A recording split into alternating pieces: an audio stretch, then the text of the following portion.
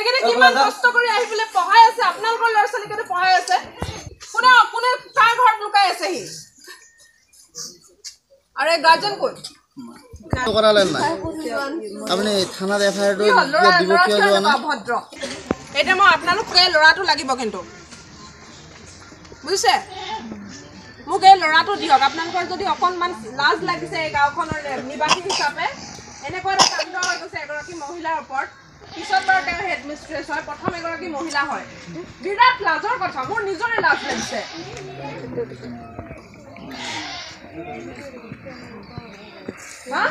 ইমান অধিকাৰ হৈ গ'ল মানুহৰ যে এনেকৈ মানে মানুহক মাৰিবলৈ দিনত শিক্ষয়িত্ৰী হয় ভাই আপোনালোকৰ ল'ৰা ছোৱালীকে পোহৰ দেখাই আছে শিক্ষা দি আছে বুজিছে গাঁওবুঢ়া মোক ল'ৰা লাগিব গোটেই ৰাইজে মিলি পেলাই মোক ল'ৰাটো উলিয়াই দিয়ক বহুদিন ধৰি বাইদেউ কাম কৰি আছে আমাৰ ইয়াত গুণোৎসৱ আহিছে কিমান ব্যস্ততা বহুদিন বিৰাট পৰিশ্ৰম কৰে আমাৰ ইয়াতেই থাকে ৰাতিপুৱা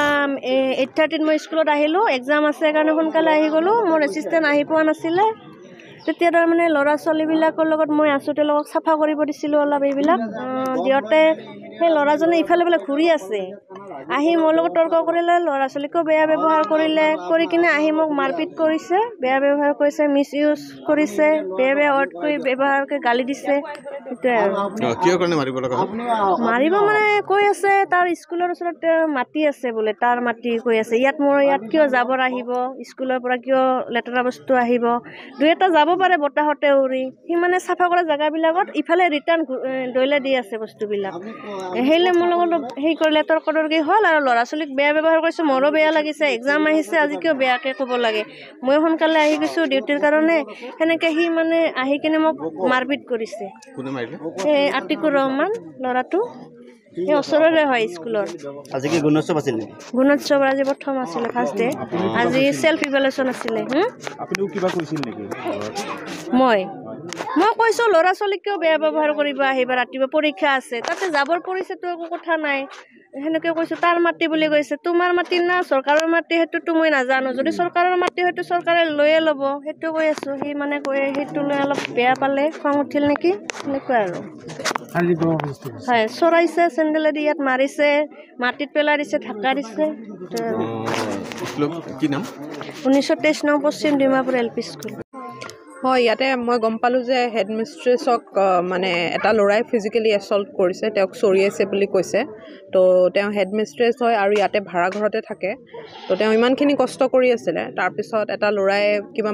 মাটিৰে সৰু সুৰা কিবা ইছ্যু মানে কিবা জাবৰ তেওঁলোকৰ মাটিত পৰিলে সেইটো লৈ পেলাই তেওঁক মানে চৰিয়ালে বোলে তো এইটোতো বিৰাট ঘৃণনীয় কাম আমি ইয়াৰ একশ্যন ল'মেই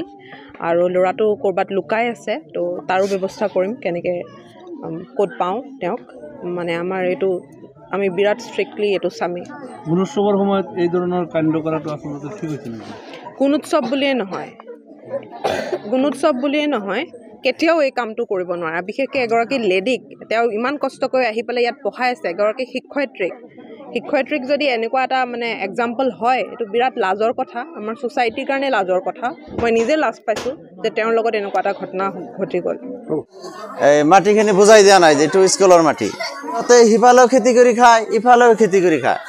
তেনেহ'লে আমাৰ স্কুলৰ ল'ৰা ছোৱালীবিলাকক সিফালে খেতিখিনি এৰি দিব লাগে এৰি দিলে আমাৰ ল'ৰা ছোৱালী সিফালে খেলিব সিফালে এৰি নিদিয়ে এই মাটিখিনিত সিমানখিনি জাবৰ জোঁথৰ যোৱাই নাই চিপছৰ পেকেট কিবা কিবি যোৱাই নাই এইখিনি লৈ আজি এই গণোৎসৱৰ পৰীক্ষা চলি আছে এই পৰীক্ষাৰ মাজত কাজিয়া হ'ল ইকুৰে বোলে মাৰিছে কিবা কাজিয়া কৰি এই স্কুলৰ মাটিত সিহঁতৰ মাটিত বোলে জাবৰ জোঁথৰ ল'ৰা ছোৱালী পেলাইছে এই বুলি বাইদেউক চেণ্ডেলেদি কোবাইছে আপোনালোকেও দেখা পাইছে বাইদেউৰ গালত মাটি লাগি আছে গাত মাটি লাগি আছে মাটিত বোলে পেলাই দিছিল চেণ্ডেলেদি কোবাই ৰাইজৰ তৰফৰ পৰা তাৰমানে এইটো মই যে ক'লোঁ মই থকা সময়তো এনেকুৱা কাজিয়া হৈছিল এই তাৰ দেউতাকে কৰিছিল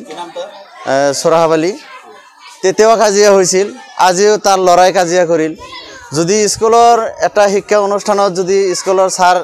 আহি যদি ইয়াত থাকিব নোৱাৰে ছাৰ বাইদেউ যদি থাকিব নোৱাৰে তেনেহ'লে চৰকাৰৰ তৰফৰ পৰা মই বিচাৰোঁ এইটো যদি চৰকাৰী অনুষ্ঠান হয় এই অনুষ্ঠানত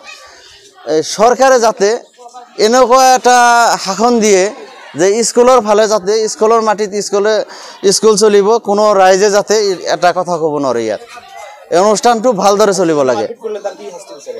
আমি ন্যায় বিচাৰোঁ। স্কুলৰ এটা টিচাৰক যদি এনেকুৱাকৈ মাৰপিট কৰে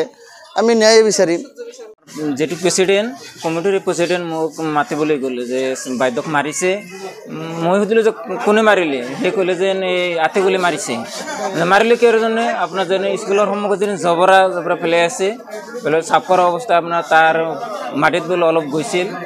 তেওঁ ল'ৰা ছোৱালী কৈছে মই কটাই দিম। তাৰপিছত আহি বাইদেউৰ লগত আপোনাৰ কাজিয়া কৰি থকা অৱস্থাত আপোনাৰ ভৰিৰ চেণ্ডেল খুলি গালত মাৰিলে, কোপ মাৰিলে 2টা 3টা আৰু আপোনাৰ দাঁতে পেলাই দিলে মাটি। মাৰাটা ঠিক হোৱা নাই, মোৰ মতে ঠিক হোৱা নাই। মই চৰকাৰৰ ফালৰ আৰু আইনৰ ফালৰ মই এইটো আবেদন জনাওঁ যে উচিত তদন্ত লাগে, উচিত বিচাৰ হ'ব লাগে। তাৰ আজি তাৰ ল'ৰা আহিছে, আকৌ তাৰ ককাই আহিব, তাৰ খুৰা আহিব, তাৰ দেউতা অলপমান দিন আগত আহিছিল। এনেকুৱা কৰি চলিতো আপোনাৰ চৰকাৰী যিটো অনুষ্ঠান সেইটোতো চলিব নোৱাৰে। মোৰ ল'ৰা ছোৱালী আছে, গাঁৱৰ ল'ৰা ছোৱালী আছে, সেইটো এতিয়া শেষ হৈ যাব ভৱিষ্যত। চলিয়ে আছে। এতিয়া মই ন্যায় বিচাৰোঁ। ৰাইজৰ ফালৰ পৰা মোৰ আহ্বান জানিছোঁ, ৰাইজৰ হৈ এইটো ন্যায় বিচাৰোঁ। আজি গুণোৎসৱৰ পৰীক্ষা আছে, হোৱা নাই। ঘটনাৰ কাৰণে আজি এতিয়ালৈকে বন্ধ হৈ আছে।